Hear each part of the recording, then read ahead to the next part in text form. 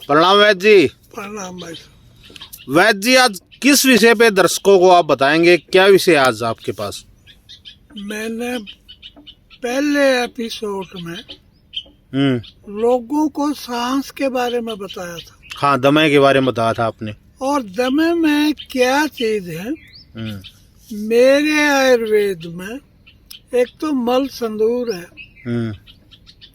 मल संदूर जब बनाते हैं उसके अंदर क्या है, सबसे पहले चीज है पारा, नंबर 2 गंधक, और सखिया इसमें विशेष तौर पर होता है।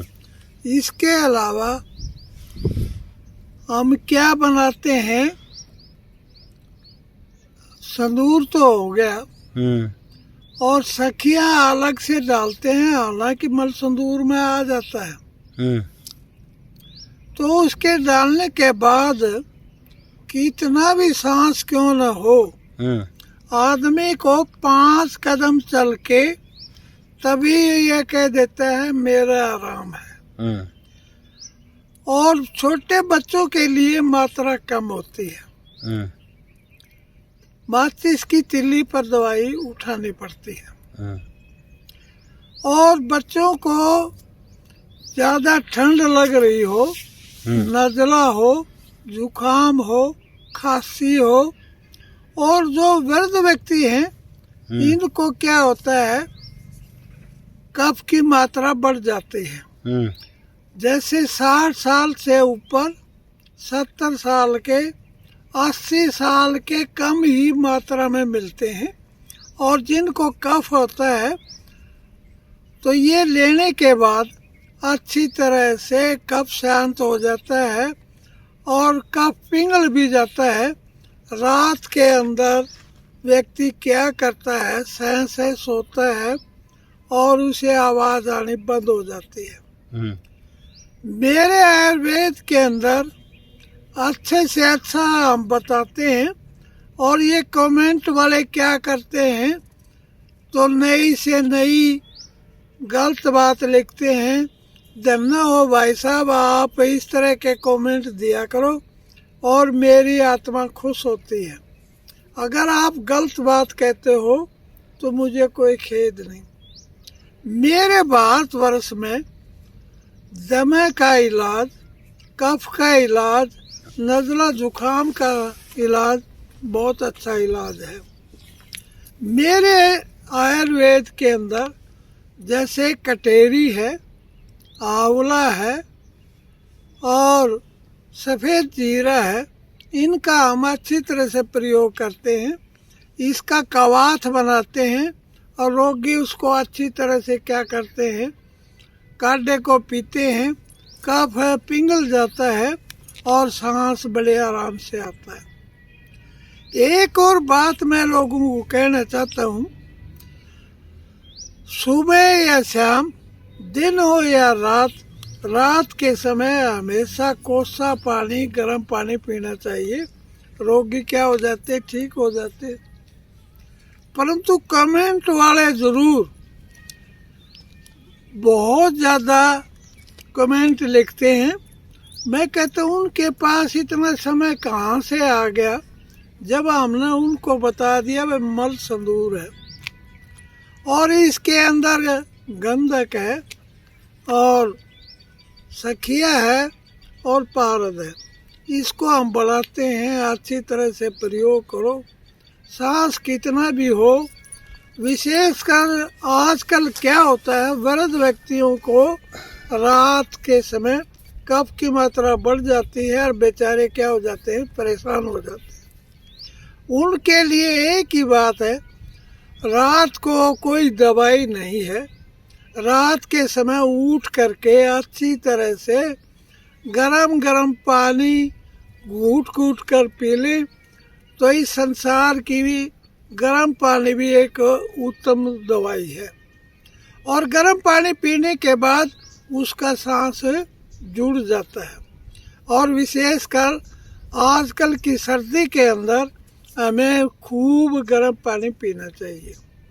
कई रोगी ऐसे हैं मेरे भारतवर्ष में, जैसे इलायची है, बड़ी इलायची है, और कफ निकालने वाली काफ़ी चीज़ें हैं जो कफ को निकाल देती हैं और रोगी क्या हो जाता है, ठीक हो जाता है।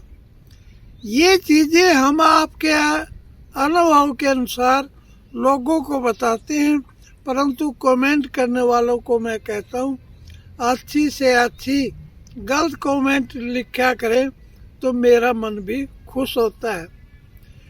मेरे देश के अंदर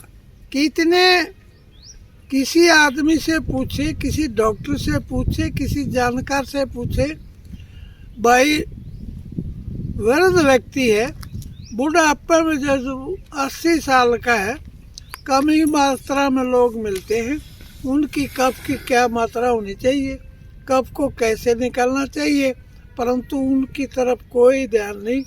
आप गलत कमेंट लिखते हो तो मैं इससे बड़ा खुश होता हूँ। अच्छा वैद्य जी, इसकी मात्रा कैसे निर्धारित होनी चाहिए? जिस तरह मल सिंदूर का आपने जिक्र किया, मल का मतलब एक तो सखिया होता है उसमें। मैं इसकी मात्रा बताने से पहले ये बता दूं, एक गंधक है और एक पारा है।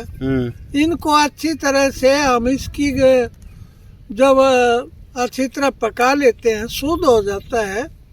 ये कम से कम 36 घंटे में मल सिंदूर बनता है। और इसकी मात्रा आपको बता दूं, सबसे पहले गंधक उड़कर बाहर निकल जाती है, उसके पोषक तत्व उसमें रह जाते हैं। और इसकी हम मात्रा क्या देते हैं, कितना भी सांस क्यों न हो, मेरे भारतवर्ष के अंदर इसकी मात्रा एक गेहूं के दाने के बराबर होती है। इसको पतासे में देते हैं या गर्म पानी में देते हैं, या कोई चाय की तो मैं बात नहीं कहता, ठीक है कफ नाशक जरूर है, परंतु स्वास्थ्य के लिए चाय हानिकारक है। मेरे और दूसरी चीज़ें बताऊं, जैसे खजूर है, और मेरे भारतवर्ष में आंवला है। आंवला ठंडा है, कभी नहीं खाना चाहिए। खजूर को कूट करके और आंवले को कूट करके खट्टी मीठी गोलियां बन जाती हैं और रोगी उसे चूसता है, उसे आनंद आता है। धन्य हो मेरे माँ बाप या मेरे पूर्वज, उनके लिए इस तरह गोली बनाते हैं, अच्छी तरह से आराम हो जाता है। इससे भी बढ़िया बनानी है आपने, खजूर है, आंवला है, काली मिर्च है, मग पीपल है, सौंठ है। अगर उनको अच्छी तरह से कूट करके शाम के समय दमा रोगी को हम क्या करते हैं, कहते हैं भाई से चूसते रहो, और जितना कफ हमारी खाद्य नली या श्वास नली में जितना कफ होता है वो सारा का सारा निकल के बाहर चला जाता है। कफ रोगियों को किस चीज का परहेज करना चाहिए वैद्य जी? उनको कभी भी सर्दी के अंदर ठंडा पानी का प्रयोग नहीं करना चाहिए। दूसरी और खुशी की बात बता दूं, वो उन्होंने कभी भी फ्रीज का पानी या कोई फ्रीज के अंदर रखी हुई वस्तु का प्रयोग नहीं करना चाहिए। ये बात मैं क्यों बताता हूँ, ये हमारे घर में या किसी घर में एक CFC का गैस निकलती है। C का मतलब क्लोरो, F का मतलब फ्लोरो और C का मतलब कार्बन डाइऑक्साइड। ये हमारे जिस कमरे के अंदर रखा होता है वहाँ पर CFC गैस निकलती है और उनको ऑक्सीजन नहीं मिलती और आदमी क्या हो जाते हैं, बीमार होते हैं, बुरा हाल होता है। उनको जहाँ पर फ्रिज रखा हो जो CFC गैस छोड़ता है, क्लोरो, फ्लोरो और कार्बन डाइऑक्साइड, और इधर ऐसी लगा होता है, ये इसके अंदर भी मतलब गैस निकलती है। बड़े बड़े शहरों में तो आजकल भी AC चलाते हैं, क्योंकि इतनी भीड़ भड़ाका होता है। और सांस लेने के लिए उन लोगों को कहें जिस कमरे में फ्रिज रखा हो और ऐसी हो भूल कर भी उनका प्रयोग नहीं करना चाहिए। छोटे बच्चों के ऊपर बुरा प्रभाव होता है। और आजकल जो खाना है, हर एक घर में जो खाना बनता है वो भी गैस पर बनता है। कहाँ 100 डिग्री सेल्सियस और कहाँ पर 1950 डिग्री सेल्सियस स्वास्थ्य के ऊपर बुरा प्रभाव पड़ता है।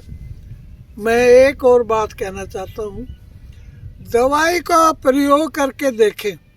जब एक वृद्ध व्यक्ति यहाँ से 5 कदम चलता है, फिर उसे कहते हैं भाई साहब वापस आना, और उससे पूछते हैं क्या आपका दिमाग ठीक है, सांस ठीक है, सांस ठीक जुड़ रहा है, तो इस तरह की बातें करते हैं तो मन तो बड़ा खुश होता है। जैसे श्रीमती इंदिरा गांधी, राकेश शर्मा जब चंद्रमा पर थे, उन्होंने पूछा आपको भारत कैसा लगता है, तो ऊपर से आवाज थी, तो क्या बात थी, सारे जहां से अच्छा मेरा भारतवर्ष के अंदर श्वास रोग का सफल इलाज होता है।